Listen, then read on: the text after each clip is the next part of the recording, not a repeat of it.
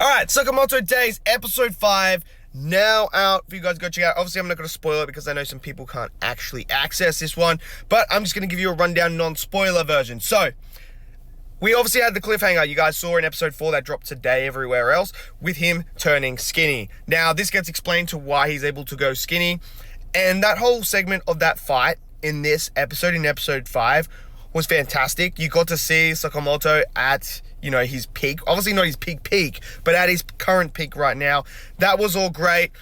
Boyle turns out to be a pretty decent character, so when you go all that. But I think the one thing I really loved is when she finds out about what is actually going on. There's this really, really fun moment between her and Sakamoto where she gets really, really mad because he hid the truth from her.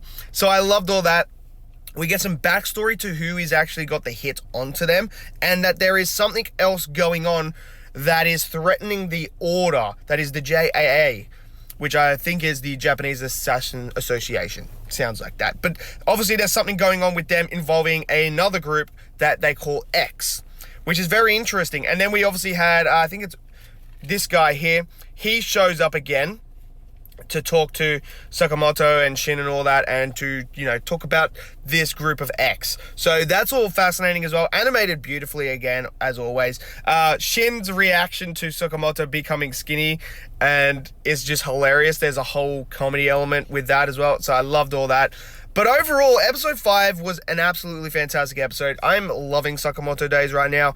I need episode 6 because that cliffhanger of the ending where they show a member of X, it looks pretty badass. I'm not going to lie, it looks pretty badass. But they also tell us about Sakamoto himself, something about the 5 years, and how that's going to be a bit of an issue now, that he's been out of work for 5 years because of where he is at. So let me know if you guys have seen this episode. What did you guys think? And let me know what you guys thought of episode 4 now that you've seen it. Smash it down in the comment section below.